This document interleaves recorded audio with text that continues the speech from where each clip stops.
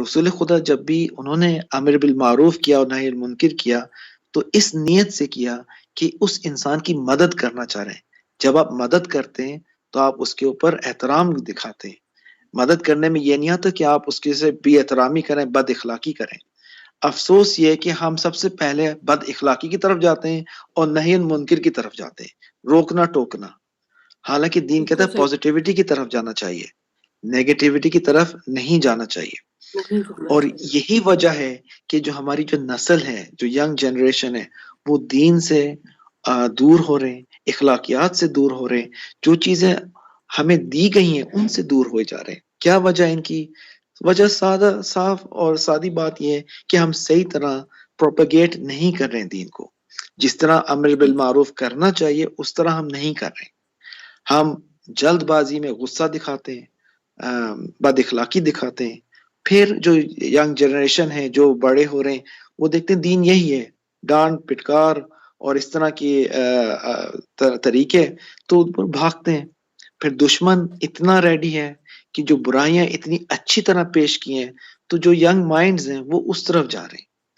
کیونکہ اگر ماں باپ محبت کے ساتھ، اخلاق کے ساتھ اپنے بچوں کو امر بالمعروف نہیں کریں گے، اپنی کمیونٹی کے اندر جو مسجد امام ہوتا ہے، جو مولوی ہوتا ہے مسجد کا، اگر وہ صحیح طرح امر بالمعروف اور نہی المنکر نہیں کرے گا تو پھر کس طرح جو کمیونٹی ہے وہ اصلاح پائے گی؟ رسول خدا کی سیرت اس طرح تھی کہ ان کے اندر بہت صبر تھا.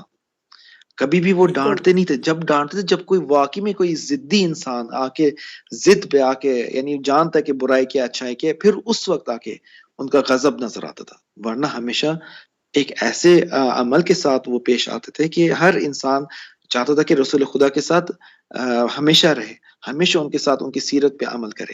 کیونکہ ان کا کیریکٹر ایک ایسا کیریکٹر تھا کہ ہر انسان کو پسند تھا. لیکن ہم افسوس ہے کہ یہ چیزیں ہم نہیں پڑھتے ہیں کہ رسول خدا نے کس طرح لوگوں کے ساتھ روابط رکھے، کس طرح برتاؤ کیا، کس طرح کی سچویشنز میں. جب بھی ہم مجلسوں میں جاتے ہیں یہ ہمیں نہیں بتایا جاتا اخلاقیات. ہمیں تعریفیں بتائی جاتی ہیں کہ یہ ہیں اس طرح ہیں، لیکن جو اصل ہے، جو چیزیں ہمیں اصل سیکھنی تھی وہ اخلاقیات تھی. کیونکہ رسول خدا کا یہ فرمان ہے کہ میں اس دنیا میں آیا ہوں اخلاقیات کو کامل کرنے، اخلاقیات کو بے پورا شک. کرنے کے لیے آیا ہوں. تو بے ہمیں شک. بھی اس اخلاقیات سے سمجھنا ہے، رسول خدا کی سیرت سے سیکھنا ہے کہ وہ کس طرح ہر سچویشن. مثال کے طور پہ ایک شخص تھا، رسول خدا کو گالیاں دے رہا تھا.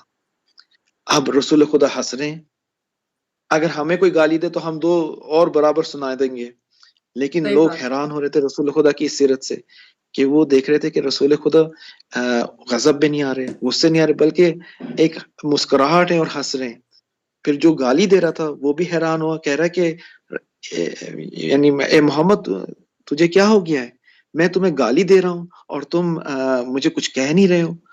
تو اسی وقت رسول کیا خدا بات. کہتے ہیں کہ میں تمہاری اس آواز سے لذت لے رہا تھا کہ اگر اسی آواز سے تم قرآن کی تلاوت کرو تو کتنے خوبصورت ہو. سبحان سبحان اللہ. کیا بات ہے. سبحان اللہ. اب جیسے سبحان ہی اللہ. اس شخص نے یہ رسول خدا کے حرف سنے، یہ لفظ سنے، اسی وقت اس نے اسلام قبول کیا اور سب سے بیسٹ قاری قرآن ہو گیا اس زمانے میں. تو پازیٹیوٹی ہے.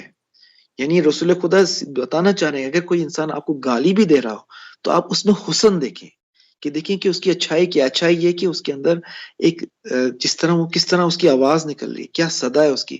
پھر اس کو پازیٹیوٹی کی طرف لے کے آئے. یہ ہوتی ہے اصل کیا. پازیٹیوٹی، یعنی یہ ہوتی مثبت.